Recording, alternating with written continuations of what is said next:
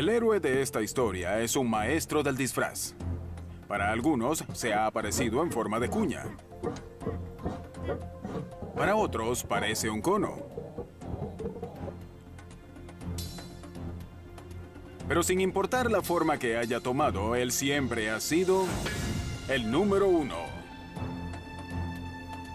Su historia es nuestra historia. Es una historia de lucha, de conocimiento, del origen de los números. Veremos cómo ayudó el Uno a crear las primeras ciudades, a levantar imperios. Cómo inspiró a los grandes pensadores de la historia, y también conoceremos su papel en el funcionamiento del dinero como lo conocemos hoy. Gracias. Finalmente, veremos al Uno combinarse con el Cero para dominar nuestro mundo actual, el mundo digital, un mundo de unos y ceros. Estas palabras que hoy estoy diciendo fueron escritas en mi computadora mediante un código de unos y ceros. Hasta mi imagen, que aparece en este televisor digital, es enviada por el aire en forma de una serie de unos y ceros.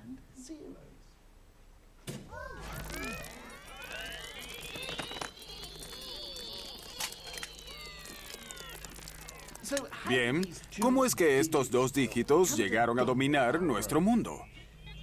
No siempre fue así. De hecho, durante gran parte de la historia humana, el cero no existió. Es el uno el que importa. La historia de Uno. ¿De dónde viene el uno? Pues su historia comienza con el origen del mundo. Hace unos 3.400 millones de años, años más, años menos, por supuesto. El primer y primitivo Uno saltó del caldo primario y cayó en tierra firme.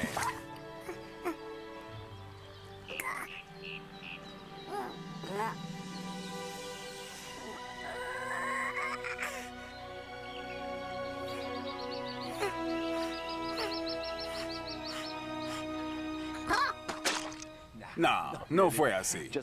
Era una broma. De hecho, los orígenes del Uno están envueltos en un misterio. Es un misterio que solo los ancestros más primitivos pueden responder. En algún momento, uno de ellos debe haber sido el primero que utilizó el Uno para contar. ¿Pero cuándo? Desde que el hombre aprendió a hacer marcas en los huesos, ha hecho precisamente eso, marcas en los huesos. Pero, ¿qué hay del amigo que hizo marcas como estas hace 150.000 años? ¿Es posible que las hubiera hecho para contar? ¿Estas marcas representan una serie de unos? Pues los expertos nos dicen que, luego de evaluar la evidencia científica y arqueológica, no tienen ni idea. De lo que sí están muy seguros es que el Uno es mucho más joven que nosotros. No fue sino hasta hace poco, apenas unos 20.000 años, que apareció la primera evidencia realmente sólida de que el Uno existió y de que alguien lo utilizó para contar. El nacimiento del Uno. Claro, no se veía así cuando nació. Entonces, el Uno era solo una marca en un hueso. Este hueso, conocido como el hueso de Ishango, lo encontraron hace poco tiempo en el Congo. Miren esto. ¿Se ven estas marcas? Sabemos que cada una representa un uno. ¿Cómo lo sabemos? Pues alguien usó esto para contar porque hay 60 marcas en este lado del hueso y 60 marcas de este otro lado. Y atrás están en grupos igualmente numerados. Eso no se puede hacer sin contar. El hueso de Ishango podría ser el momento definitivo de la historia de la humanidad. Según los zoólogos, otros mamíferos pueden contar hasta 3 o 4, pero no más.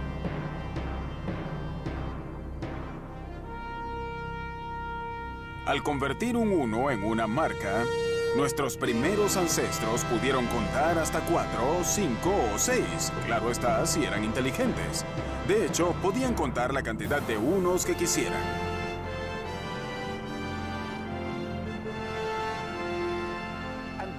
Eso fue lo que nos dio ventaja sobre los leones y los tigres. Desde entonces, el contar no tuvo límites. El 1 se estaba convirtiendo en un hombrecito.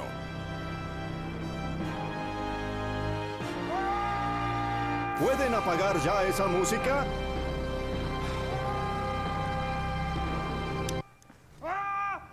Gracias. Mientras tanto, los seres humanos evolucionaban en su forma de vivir, lo que cambió la historia del 1 para siempre. Dejaron de vivir en cuevas naturales y comenzaron a construir sus propias cuevas, casas.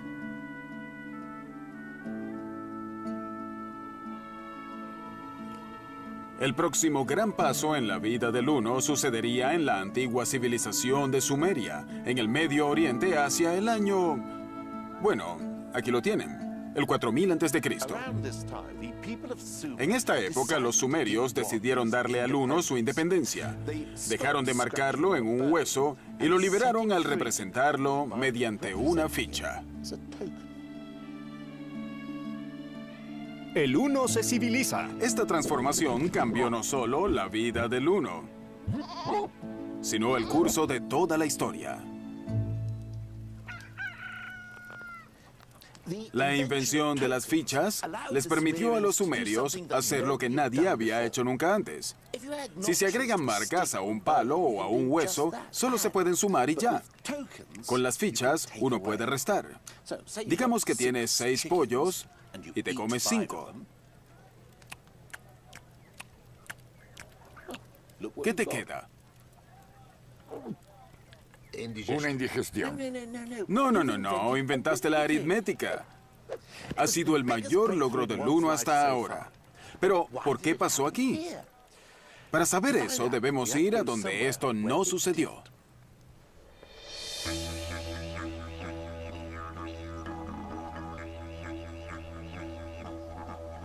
Conozcan a los Warlpiri de Australia Central. Un pueblo que lleva unos 30.000 años ocupándose de sus asuntos hasta que llegó allí un antropólogo y se dio cuenta de que no utilizaban números. La gente se interesó mucho en Warlpiri porque en nuestro idioma no utilizamos los números. Tenemos una palabra para el 1, pero eso es todo. Hasta hace poco los Warlpiri vivían sin el uso de números. ¿Cómo es posible hacer eso? Las cosas que ustedes hacen en su mundo son distintas aquí. El viejo Halpal Harry, por ejemplo, nunca conoció los números. Hola, Halpal Harry. ¿Cuántas veces te has casado? Una. ¿Cuántos nietos tienes? Muchos. Bajan. Halpal Harry nombra a sus nietos, pero no dice que son 4. Eso no existe en su vocabulario. Muchos. Las viejas generaciones de los Warlpiri no hablan en términos de la hora exacta del día, sino de la posición del sol. Tampoco hablan de distancias, porque su tierra está dividida no en números, sino en canciones que contienen toda la información que necesitan. Estas canciones atemporales, profundamente arraigadas en su cultura, son motivo de enorme orgullo nacional.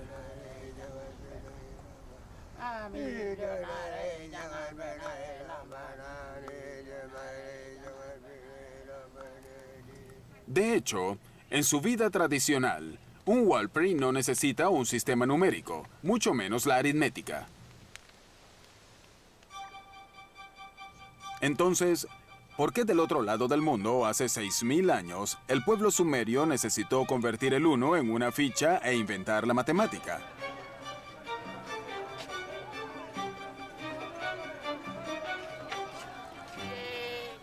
¿En qué se distinguía la vida del Medio Oriente? Es decir, ¿por qué la gente de aquí estaba tan dispuesta hacia las matemáticas? Quizás es porque había muchas personas viviendo en el mismo lugar. A diferencia de los Walpri, los sumerios vivían en ciudades y las ciudades necesitan organización. Los granos debían guardarse y distribuirse, y para saber la cantidad que le tocaba a cada quien hacía falta la aritmética. Por eso, los sumerios convirtieron al uno en una ficha en forma de cono. Esas fichas permitieron los medios necesarios para medir la riqueza, calcular ganancias y pérdidas y, lo más importante, cobrar impuestos. Sí, la vida citadina tiene la culpa de que existan las matemáticas.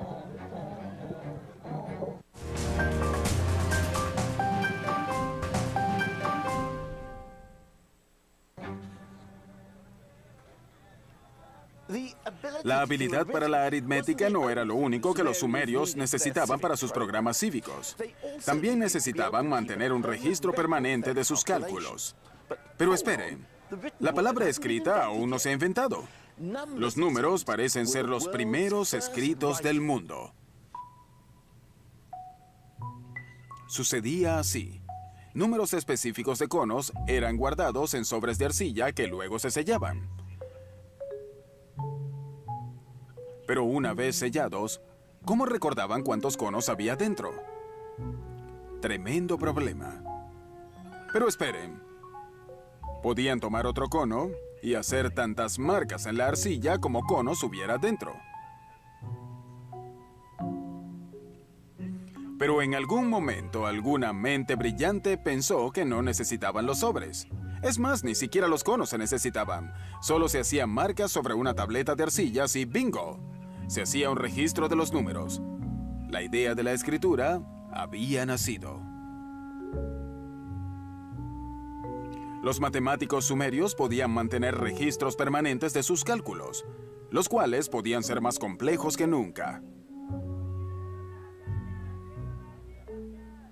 Solo unos pocos eran iniciados en los misterios de los números y se entrenaban desde la niñez.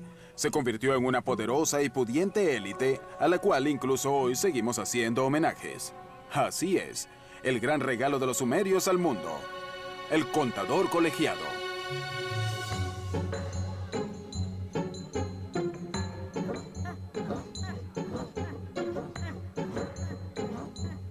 El uno era tan disciplinado y organizado como nunca antes. Se convirtió en una poderosa herramienta, útil para poder construir imperios, que fue precisamente lo que le pasó al uno en su próxima encarnación. El uno se convierte en una medida.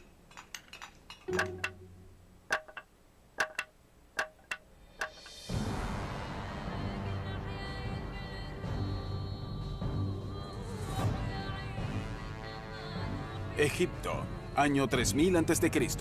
En las manos de los sumerios, el uno era parte de un complejo sistema de contabilidad. Los egipcios iban a ampliar el talento del uno aún más. Aparte de caminar lentamente, no sonreír ni pararse en formación, los egipcios adoraban las cosas grandes. Las grandes construcciones, las grandes estatuas, los grandes ejércitos. También lograron dar con algunos números enormes.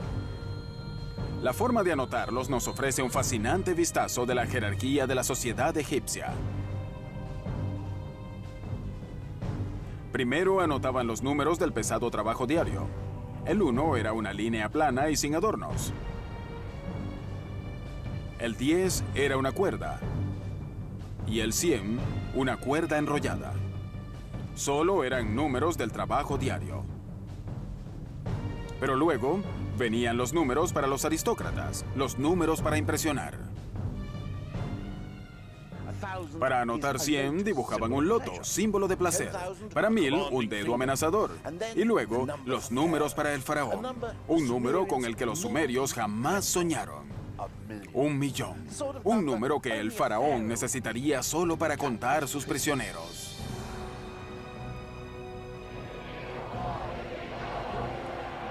Fue el primer millón jamás concebido, y su símbolo era el de un prisionero pidiendo perdón. O quizás el del contador pidiendo que no le pusieran a contar prisioneros. En fin, el 1 estaba tan ocupado como nunca. Pero el 1 tenía otro empleo que los egipcios querían que hiciera, quizás el más importante de todos. necesitaban que el uno los ayudara en las construcciones. Los primeros egipcios eran excelentes constructores y tenían un buen ojo para la belleza. Pero no se puede crear un edificio hermoso sin medir las cosas bien. Y no se puede medir nada bien a menos que sepas cuál es la unidad de medida. Es decir, cuánto medía ese uno. Para resolver este problema, los egipcios hicieron algo que nadie más había hecho. Definieron su versión propia del uno. La basaron en el largo del brazo de un hombre, desde el codo hasta la punta de los dedos más el ancho de la mano. Así, el uno fue conocido como el codo, la medida de todo, la regla indiscutible.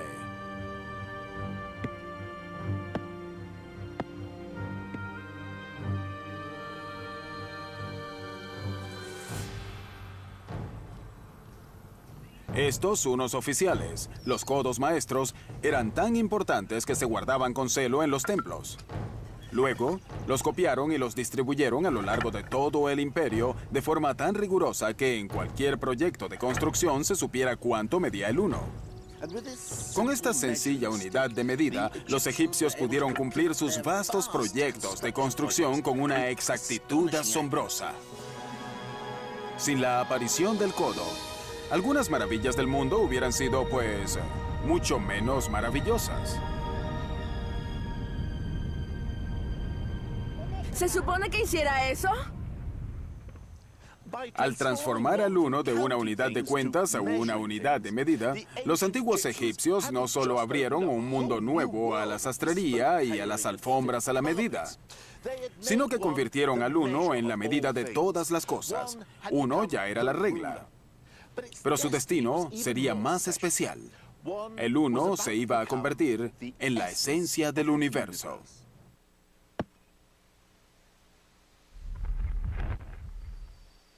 El uno se convierte en un dios griego.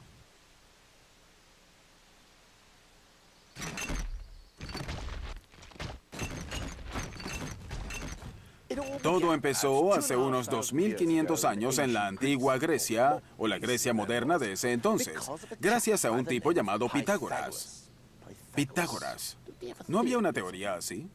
El cuadrado de la hipotenusa del ángulo recto de un triángulo es igual a la suma de los cuadrados de los dos lados adyacentes. Así es, el teorema de Pitágoras. Muy aburrido, yo nunca lo entendí. Yo creo que Pitágoras es un sujeto muy interesante. ¿En serio? Tuvo una escuela en la que sus alumnos debían renunciar a sus posesiones materiales, comer solo vegetales y jurar que jamás tocarían los granos. ¿Y por qué eso? Según Pitágoras, parte del alma escapaba con un pedo. Es increíble lo que se aprende en la escuela hoy día. Grecia, 520 a.C. Es cierto que Pitágoras era un poco, pues, loco, es la única forma de decirlo.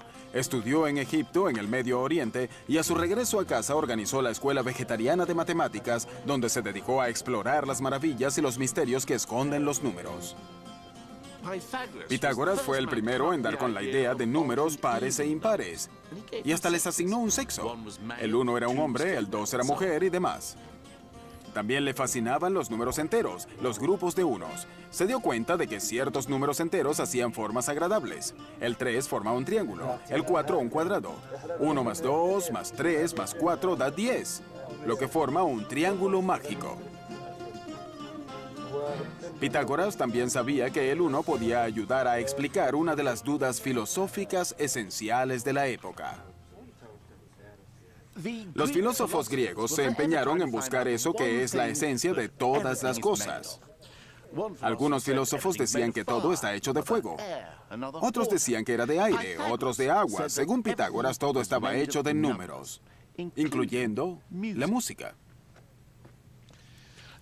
Para conocer lo que Pitágoras quiso decir, me vine al Walter Perry Garden Center en Oxfordshire. Muchas gracias. Todo lo que necesito ahora es un matemático. Yo soy matemático. Vaya, qué suerte. Pero si quieres aprender de Pitágoras, música y matemáticas, necesitaremos macetas de distintos tamaños. Aquí está. Pitágoras quiso entender por qué sonaban tan hermosas y armoniosas ciertas combinaciones de notas. Si tocamos una maceta, obtenemos una nota, la. Si la combino con la nota de esta maceta, es una mala combinación. A ver cómo suenan juntas. Sí, eso no se oye bien. Pero si toco esta maceta, es una hermosa combinación. Oigámosla juntas. ¿Por qué es una combinación tan hermosa? Pues, por las matemáticas. La relación entre las ondas de las dos macetas forma una relación perfecta de 1 a 2. La combinación entre números enteros es lo que produce el sonido, a diferencia de la otra maceta, que es una relación de 1 a 1,264. No es una buena relación entre enteros, lo que causa el mal sonido. Entonces Pitágoras dice que las armonías vienen de combinaciones de números enteros, números que son grupos de unos. Pitágoras se dio cuenta de que los números enteros son la razón de los sonidos hermosos. Se emocionó al punto de deducir que la matemática era la base de todo, lo que podía explicar las armonías musicales, el cosmos. De ahí es que viene la frase, la música de las esferas. ¿Comenzamos? Claro, ¿por qué no?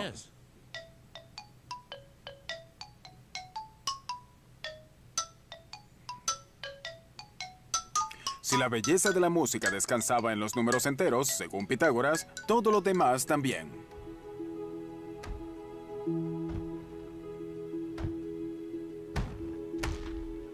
Ya que los números enteros son agrupaciones de unos, el uno debía ser el material esencial del que el universo estaba construido. Nunca fue más admirado el uno.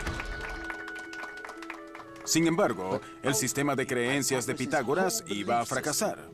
Irónicamente, el triángulo que lo hizo tan famoso sería la prueba de su error.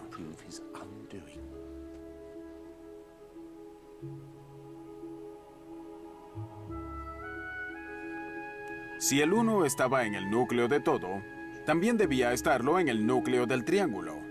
Incluso el triángulo de ángulo recto, de dos lados iguales. El problema es que no es así. Pitágoras siguió tratando de hacer de cada lado un número exacto de unidades, pero le era imposible.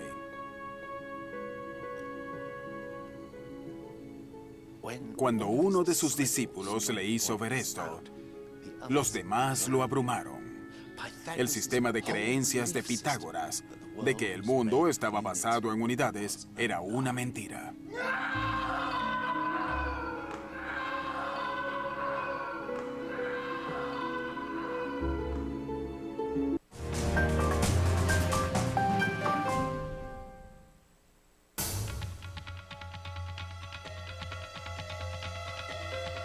Esta noche, maravillas modernas, cuero, descifrando el pasado, secretos de las barajas, buscando la verdad, la grandeza de Ramsés II.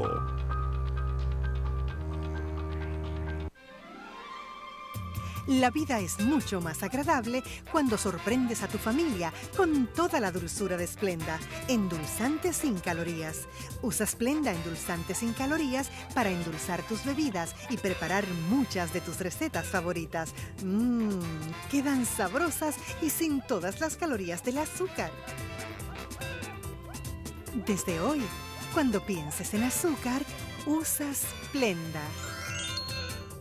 Estar cerca es disfrutar de la compañía más impactante. Estar cerca es descubrir las personalidades más apasionantes. Estar cerca es saber quién es quién. Es Biography Channel. Con más de 800 personajes de todos los ámbitos, de las artes, de la ciencia, de la historia, del espectáculo. Biography Channel. Nunca estuviste tan cerca.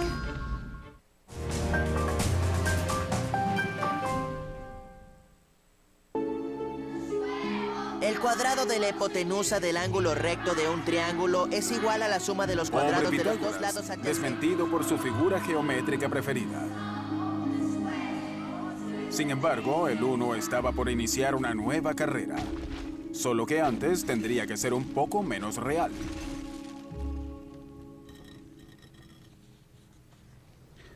Como los que le precedieron, Pitágoras no podía concebir los números a menos que representaran cosas reales. Un 1 no era un 1 a menos que representara una silla, un paso, un presentador de televisión. Pero los matemáticos que siguieron a Pitágoras se liberaron de esta limitante. Sí, Arquímedes es famoso hoy por ser el primer inventor. Además, fue el más grande matemático del mundo moderno.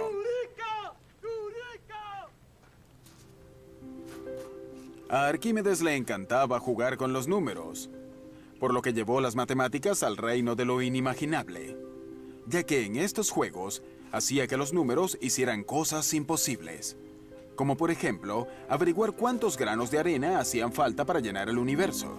Aunque algunos de estos juegos parecían triviales, a veces arrojaban resultados prácticos de los cuales nos beneficiamos hoy día. Por ejemplo, estaba obsesionado con lo que sucedería si se convertía una esfera en un cilindro. ¿Cuál sería la diferencia en el área que ocuparía? En lo personal me importa un bledo, pero para Arquímedes, el momento más importante de su vida fue lograr el éxito al encontrar una fórmula. Aunque fue apenas un alarde de conocimiento matemático, al final probó ser asombrosamente útil. Gracias a Arquímedes, los cartógrafos modernos pudieron convertir el globo terráqueo en un mapa plano. El 1 ya no era la esencia del universo, pero ayudaba a crear la era dorada de las matemáticas teóricas.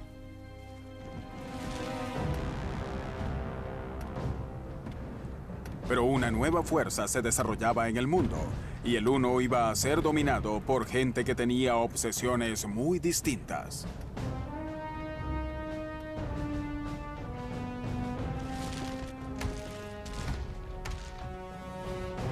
Arquímedes vivía en Siracusa, ciudad que fue invadida por los romanos en el 212 a.C., mientras estaba en mitad de un cálculo difícil.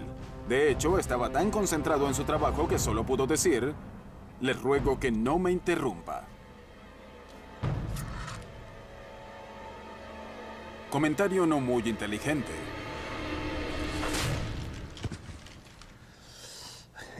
Fue el fin de la matemática teórica en el mundo clásico. A los romanos no les interesaban las abstracciones etéreas como el cálculo del peso de todas las cabras que jamás han existido.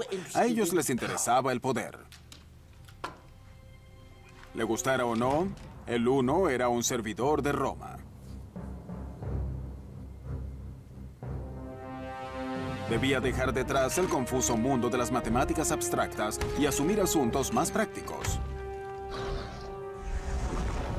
El 1 entra al ejército. Se convirtió en la base del mundo romano, ya que lo usaron para imponer un rígido yugo numérico en sus ejércitos. Había 10 hombres en una sección. 10 secciones con 100 hombres eran las llamadas centurias. A 2 secciones se les llamaba manipulus, lo cual significa literalmente un puñado, lo cual imagino que eran 200 soldados romanos. Hasta los castigos se plegaban a principios numéricos. Si una legión sufría una derrota humillante, toda la legión era diezmada, palabra que proviene del latín decem o 10. Sin importar su culpa, 1 de cada 10 soldados era asesinado.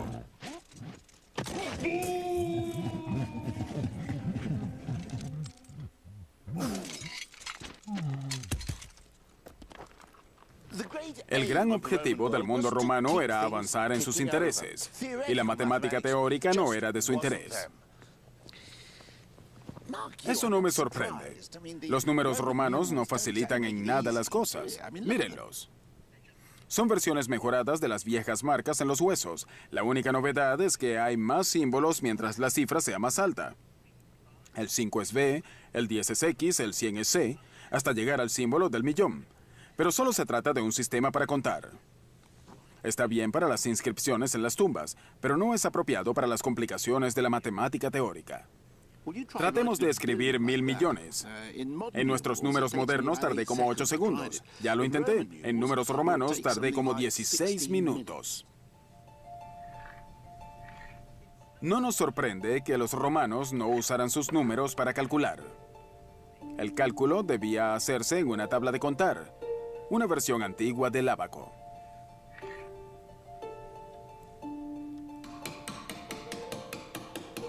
Los números solo se usaban para registrar los resultados finales. Quizás no sea coincidencia que hoy, a diferencia de los griegos, hoy no recordemos a un solo matemático romano.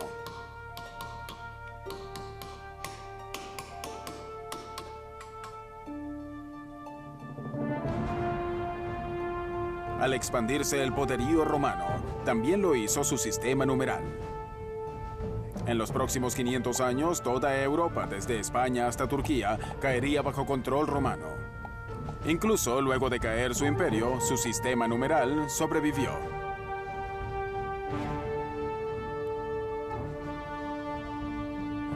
Pero aunque el sistema numeral parecía ser indestructible, no lo era.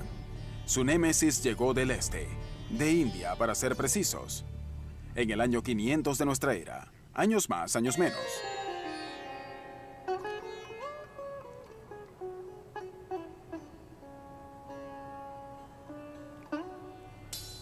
El uno tenía un primo hindú que vivió por algún tiempo envuelto en una atmósfera bastante exótica.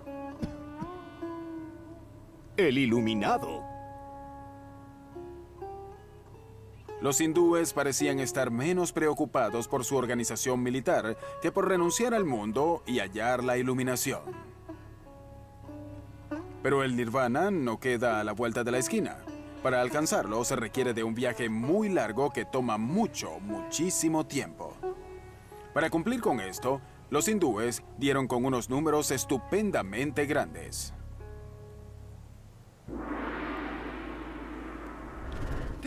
Por ejemplo, está el Raju. Un Raju es la distancia que recorrería Dios en 6 meses. Si viajara 1 millón de kilómetros, cada vez que pestañara. También está el palya. Un palya es el tiempo que tarda en apilar un cubo de lana de 10 kilómetros de alto si ponemos un hilo por cada siglo. Este lo puse hace poco. Pues estos eran los números que lo harían sentir a uno muy pequeño de no tener una pequeña ayuda de los amigos.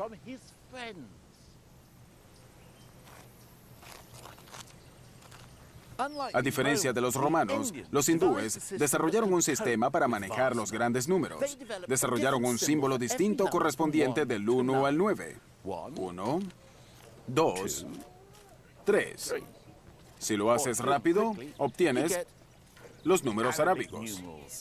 No son arábigos, son hindúes. Los utilizamos desde el 500 después de Cristo.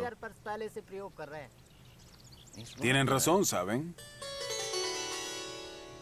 Los números que usamos hoy se llaman arábigos, pero en realidad nacieron en India hacia el 500 antes de Cristo.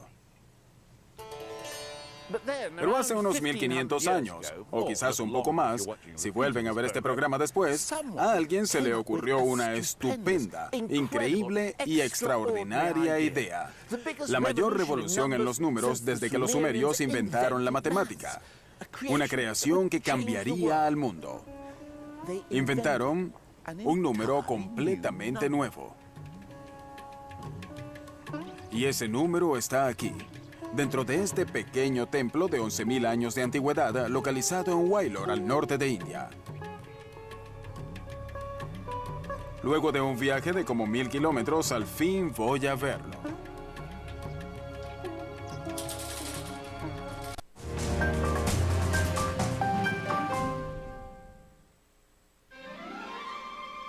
La vida es mucho más agradable cuando sorprendes a tu familia con toda la dulzura de Splenda, endulzante sin calorías. Usa Splenda endulzante sin calorías para endulzar tus bebidas y preparar muchas de tus recetas favoritas. Quedan sabrosas y sin todas las calorías del azúcar. Desde hoy, cuando pienses en azúcar, usa Splenda. Como odontólogo sé que hasta 9 de cada 10 niños sufren de caries. Por eso le enseño a mi hija cómo cepillarse hasta los lugares difíciles de alcanzar. Por eso usamos Colgate, máxima protección anticaries con micropartículas de calcio y fluoruro. Las conchas son como los dientes. Cepillamos una con Colgate. Su fórmula con micropartículas fortalece hasta los lugares difíciles de alcanzar, dándole máxima protección contra la caries. Por eso confío a Colgate, mi paciente más importante. Colgate, máxima protección anticaries, marca número 1 recomendada por odontólogos.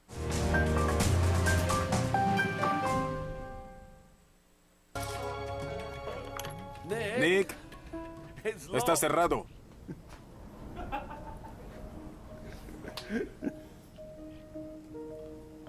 Por lo pronto, esperamos. Y mientras esperamos, me pregunto por qué no inventaron antes este nuevo número. Es un número muy sencillo, que se dice en solo un momento y se dice en menos de un segundo. Ya llegó. Pero una vez inventado, cambió la vida del uno, así como también la vida de todo el mundo.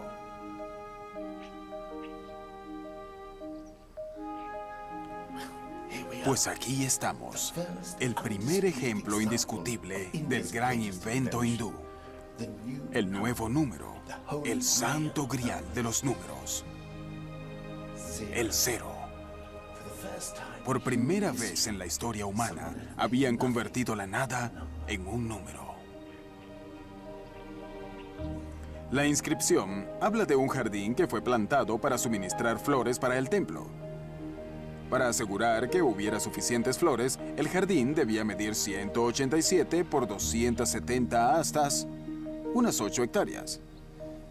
Bien, mientras los romanos usaban los números para registrar sus conquistas y contar cadáveres, esta gente los usaba para asegurarse de que tuvieran suficientes flores. Muchos se preguntarán por qué tanto alboroto. Es decir, ¿cuál es la maravilla de inventar un símbolo que no significa nada? Es decir, si alguien me preguntara qué tengo en la mano, solo le diría que no tengo nada en la mano. No necesito un cero para responder eso. Pues un cero por sí solo no significaría nada, evidentemente. Pero si combinamos el 0 con el 1, suceden cosas mágicas.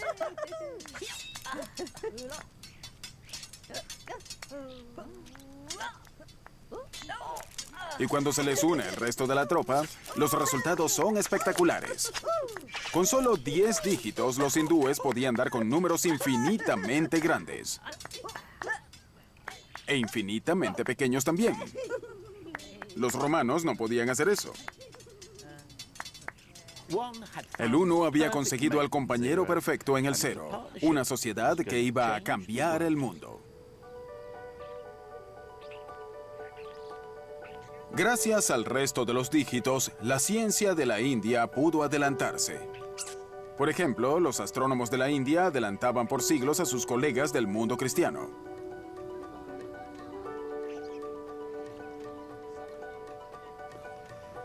Los científicos hindúes resolvieron que la Tierra se movía sobre su propio eje y que se movía alrededor del Sol. Algo que en Europa Copérnico descubrió apenas 1000 años después. Los científicos hindúes también calcularon el diámetro de nuestro planeta con un margen de error menor al 1% de la medida verdadera. Todo esto fue posible gracias al 0, al 1 y al resto de los números que conforman el sistema. Eran una sensación y su fama comenzó a recorrer todo el mundo. Tarde o temprano habría un conflicto con los números romanos. Pero por ahora, el 1, el 0 y el resto de sus amigos lograron cruzar el desierto de Arabia. El 1 va a Occidente. Así se apoderaron de una de las sociedades más sofisticadas de la época, enclavada en lo que es hoy Irak. Bagdad, 762 de nuestra era. Controle la velocidad sin matar a su camello. Cuando el Islam tenía más o menos 100 años de edad, Bagdad era gobernada por el gran califa Al-Mansur. El califa deseaba que su gente viviera según el Corán, por lo que quiso instaurar tribunales y jueces que siguieran la ley del profeta. Bien, la ley del profeta está llena de instrucciones que necesitan muchos cálculos matemáticos que deben ser resueltos de manera precisa. Por ejemplo, a diferencia del cristianismo, el Corán insiste en que las mujeres compartan las herencias. Según el libro, debe haber una parte para el hombre y una parte para la mujer. Y cada parte depende del número de parientes y su relación con el fallecido. Para resolver tal cosa hacían falta fracciones y aproximaciones, pero esta gente contaba con los dedos. No es que no entendieran de aritmética compleja, solo que su sistema numérico no los ayudaba.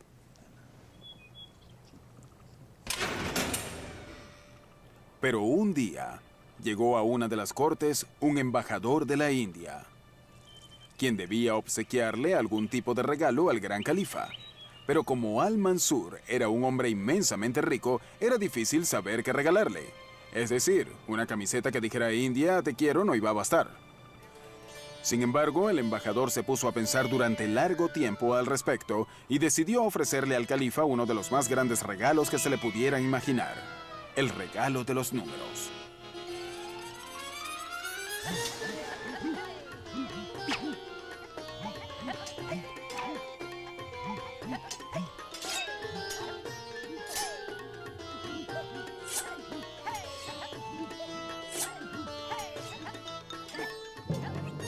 En verdad, no sabemos con seguridad cómo fue que llegó el sistema numeral de la India al mundo islámico. Pero la historia del embajador es mi favorita.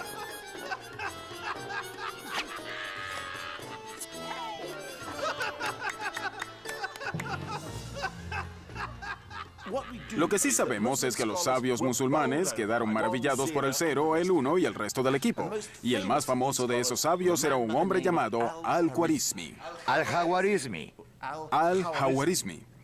¿Khwarizmi? Al-Khwarizmi. Al-Khwarizmi. Así es.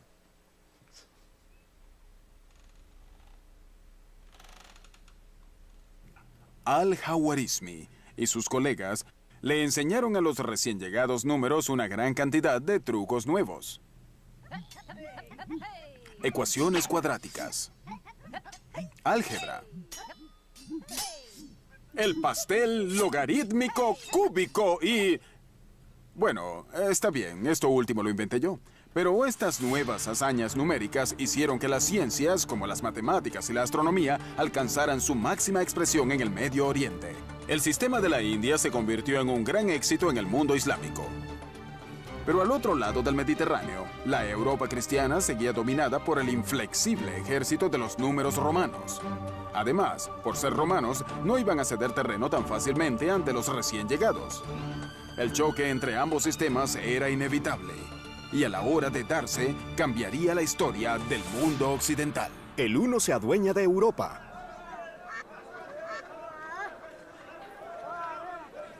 El principio del fin de los números romanos comenzó en las costas de África del Norte.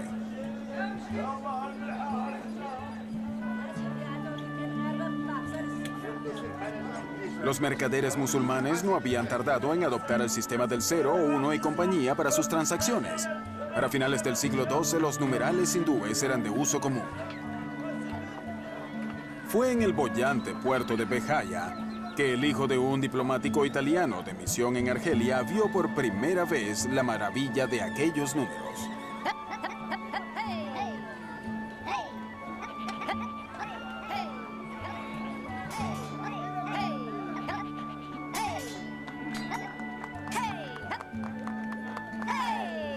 Cuando conocí el arte de los 9 símbolos de la India,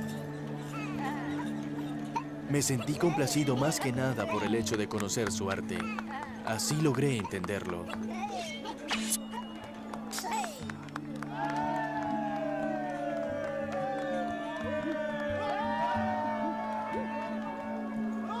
Aquel joven, conocido como Leonardo Fibonacci, quedó tan maravillado por los números hindúes que cuando volvió a casa decidió llevárselos con él. En 1202 escribió su famoso libro de cálculo llamado precisamente así, el Libro del Cálculo. Fibonacci es considerado uno de los grandes matemáticos de todos los tiempos, y su libro fue en su época una introducción al sistema numeral hindú. Pero Fibonacci no fue un teórico aislado de su entorno. Parte de su libro de cálculos estaba destinado específicamente a los mercaderes, a mostrarles cómo valerse de los números hindúes, por ejemplo, para calcular beneficios. No era exactamente una teoría avanzada, pero en una época en la que el capitalismo comenzaba a darse a conocer en Europa, el libro de Fibonacci era de lectura obligada.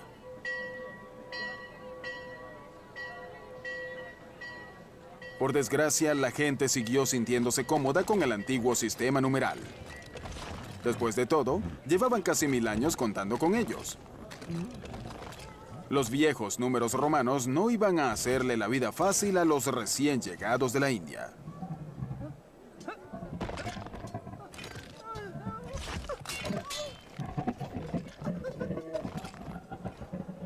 Tampoco era una cuestión de tradición. El mercader promedio tenía buenas razones para quedarse con el viejo sistema.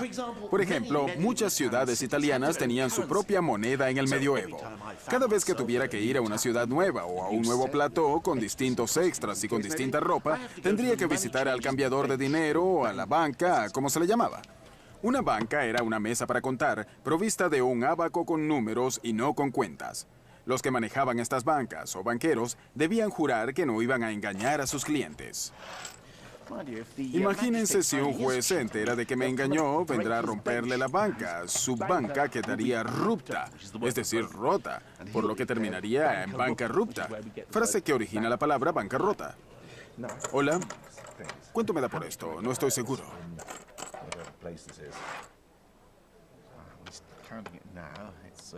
Está contando y se asegura de usar numerales que los dos conozcamos. Números romanos, por supuesto. Además está usando su ábaco. Al menos veo lo que está haciendo. ¿Tanto me queda? Bueno, muy bien, muchas gracias. Un placer negociar con usted. Pero si voy con uno de esos sujetos astutos que usan los nuevos y confusos números de la India. Hola, ¿cuánto me da por esto?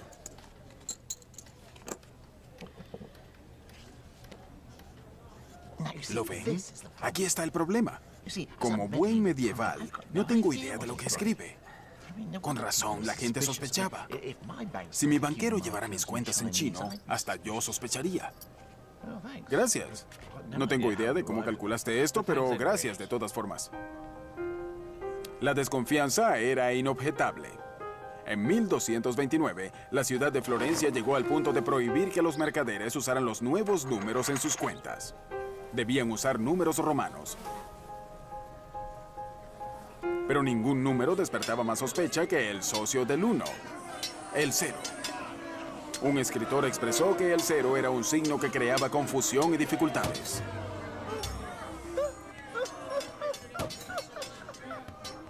Al 0 se le llamaba cifra y se le trató con tal nivel de sospecha que esa palabra devino en la denominación de código secreto o cifrado.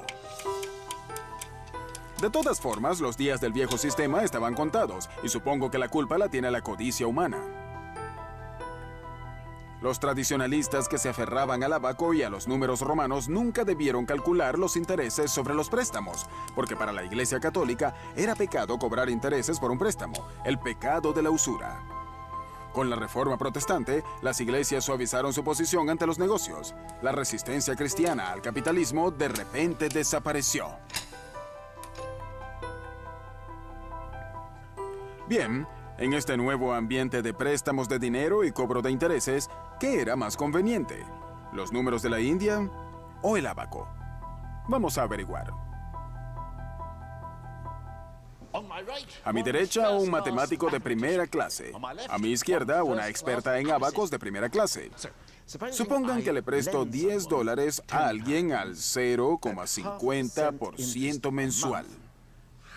¿Cuánto me deberá a final de año? Bien, en sus marcas, listos, ¡fuera! Kimi es experta en ábacos desde que tenía 15 años. Está utilizando un modelo muy moderno, pero tal como se hacía en el siglo XVI, lo que hace es redondear las cifras mientras hace el cálculo. Espero que pueda llegar en primer lugar. Marcus se vale de lápiz y papel. por lo que logra desarrollar un increíble cálculo de 12 decimales. Vive al norte de Londres con su hermosa esposa Shani y sus 3 encantadores hijos. No es muy grande, pero es muy listo. Kimmy tiene la respuesta. Kimmy, ¿cuánto te dio? $10.60. $10.60. El interés compuesto luego de un año es de $10.60. El abaco dio con la respuesta antes que el matemático. No quiero poner en entredicho a nadie, pero la respuesta es errada. A mí me dio $10.61,6777664035, para ser precisos. Tomé en cuenta la sutileza del interés compuesto, que va sumando un poco más cada vez. Por eso tengo el 1,67 adicional. Para los empresarios medievales, allí estaba la diferencia entre ganarse la vida y quebrar. Quizás es por eso que el que usa un ábaco se ve tan descuidado. Mientras el capitalismo ganó respeto, el cálculo de intereses e intereses compuestos era de rigor para cualquier empresario que se preciara de ello. Por hacer eso, inclusive con un ábaco, el viejo sistema romano no podía con el sistema numeral de la India.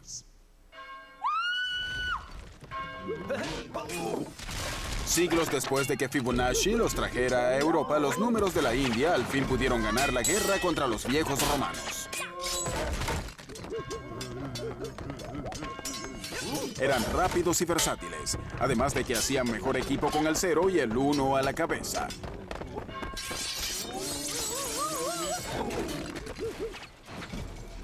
Al final, los números romanos cayeron con un soplido. El viejo sistema numeral había caído en bancarrota. Pero el 1 y el 0 tenían otros planes para el futuro. Y no incluían a los otros números. El 1 y el 0 se independizan.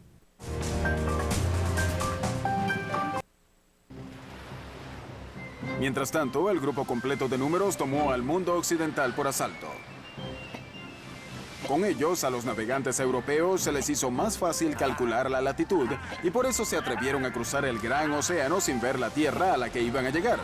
Así fue que llegaron a América. Los nuevos números se convirtieron en el vocabulario de la banca moderna que conocemos. Pero había demasiado margen para un viejo problema: el error humano.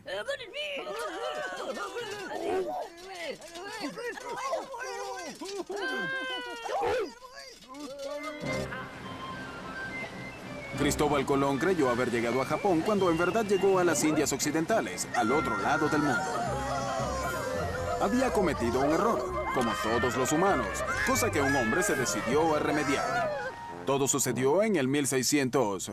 No sé para qué me molesto.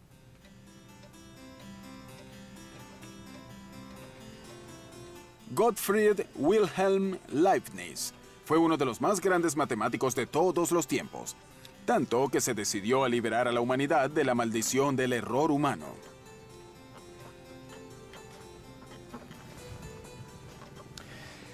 Al tratar de hacer esto, Leibniz inventó algo que aún afecta nuestra vida cotidiana. Es más, es un invento que le daría a nuestro amigo, el 1, la oportunidad de dominar al mundo.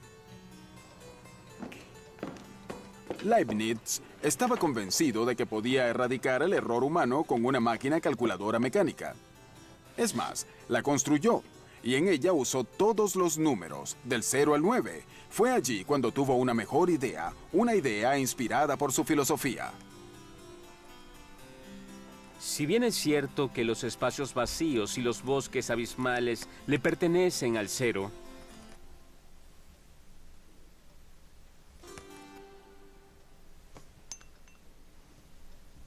también es cierto que el Espíritu de Dios y de la luz le pertenecen al poderoso 1. En otras palabras, para parafrasear a Leibniz de manera muy libre, el universo se parece mucho al queso suizo, cosa que algunos sospechamos desde hace años. Los hoyos son tan importantes como el queso mismo. Así que para construir al mundo hace falta un todo que correspondería al número 1 y también una nada, y es allí donde el 0 se destaca. Leibniz estaba convencido de que el 0 y el 1 eran los únicos números que el mundo necesitaba. Con esos dos números, en su opinión, podía alcanzar cualquier sueño matemático. Y lo que es más, eliminar el error humano. Por eso se deshizo de los otros números y desarrolló un sistema que constaba solo de unos y ceros, y lo llamó el sistema binario. Esperen, ¿cómo se pueden expresar todos los números solo mediante unos y ceros? Creo que es hora de que hable con alguien que sepa sobre estas cosas. Marcus, necesito entender el sistema binario. ¿Binario? Voy a expresar un número en binario. Bien. Aquí está el número 9 en código binario. ¿Solo se usan unos y ceros para escribir cualquier número? Solo ceros y unos. Así es 9 en binario. Me parece que dice 1001. Porque estás obsesionado con tus 10 dedos y te gusta contar en decenas. No estoy La primera obsesionado. columna dice la cantidad de unidades, la segunda la cantidad de decenas, la tercera cuántos cientos y la cuarta cuántos miles hay. Pero en binario las cosas son muy distintas. En binario lo que las columnas miden es la cantidad de unos, de dos, de cuatros, de ochos. Aquí tenemos un huevo. Solo podemos representar cantidades mediante unos y ceros. Claro. Bien, solo podemos poner un huevo o quitarlo. Un huevo es un 1. Un huevo representa el 1. Te mostraré un 9 en binario. Ocupo el 8. Tengo un huevo en la cuarta columna. Es un 1. Sí, ocupo la cuarta columna correspondiente al 8. Como 8 más 1 es 9, necesito 1 en la primera columna. Así en binario el número 9 es 1 en la casilla del 8. Nada en la del 4, nada en la del 2 y 1 en la del 1. Increíble. ¿Pero qué hay de los demás números? Pues, después de 3 cortas horas de lección, comencé a entender que era totalmente posible representar cualquier número valiéndose solo de los unos y los ceros. Es más, también quedé convencido de que no hace falta hacer esto con huevos.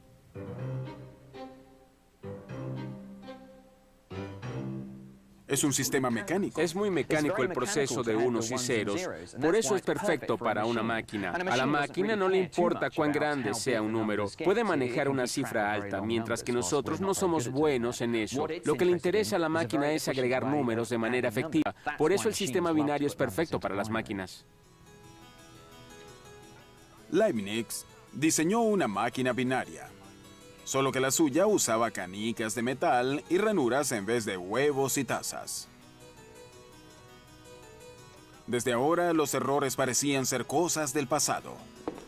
La era digital se alistaba para apoderarse del mundo. Por desgracia, nunca la construyó.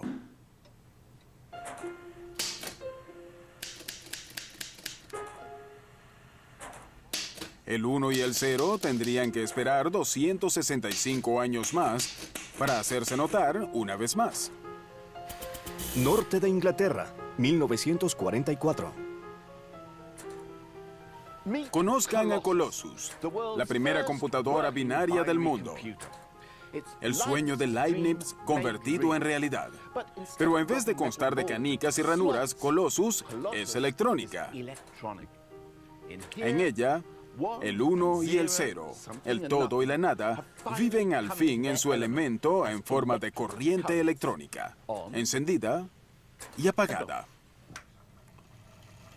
Colossus fue creada durante la Segunda Guerra Mundial e instalada en la sede de la inteligencia británica en Bletchley Park. Consta de 12.000 perillas, kilómetros de cables y cientos de componentes mecánicos. Pero al igual que las computadoras avanzadas de hoy, el corazón de esta máquina es el 1 y el 0. En su forma electrónica binaria, el 1 y el 0 realizan millones de cálculos rápidos, tanto como para descifrar códigos enemigos antes de que los alemanes pudieran sacarle punta a sus lápices. Gracias a Colossus, los aliados conocían el contenido de los mensajes alemanes antes que el propio Hitler. Quizás esta extraordinaria máquina ayudó a cortar la guerra en un par de años. Pero la tecnología que se inició aquí en Bletchley cambió nuestro mundo para siempre. ¿Recuerdan la razón para usar y entender los números? ¿Para hacer cálculos astrológicos? ¿Para medir y construir? ¿O solo para dividir la división de la propiedad privada? Las computadoras lo hacen. La resolución de porcentajes, el cambio de moneda, los intereses compuestos, todos estos cálculos preocuparon y a veces superaron las grandes mentes de la antigüedad. Todo eso lo hacen las computadoras. De resto, podemos ser ignorantes felices, sin saber siquiera si la respuesta es correcta o no. Esto tiene que ser algo bueno, ¿no?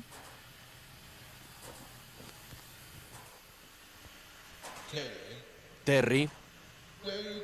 ¿A dónde vas, Terry? No me dejes solo, Terry. No, Terry. ¡Terry! En la era de las computadoras, todo nuestro mundo se mantiene en una corriente de unos y ceros. Desde nuestras cuentas bancarias y registros médicos hasta el código de barras de la comida de mi gato. El resto de los números pueden considerarse relegados a la papelera de la historia. Unos y ceros son todo lo que necesitamos. El viejo y habilidoso dúo ha triunfado sobre todos.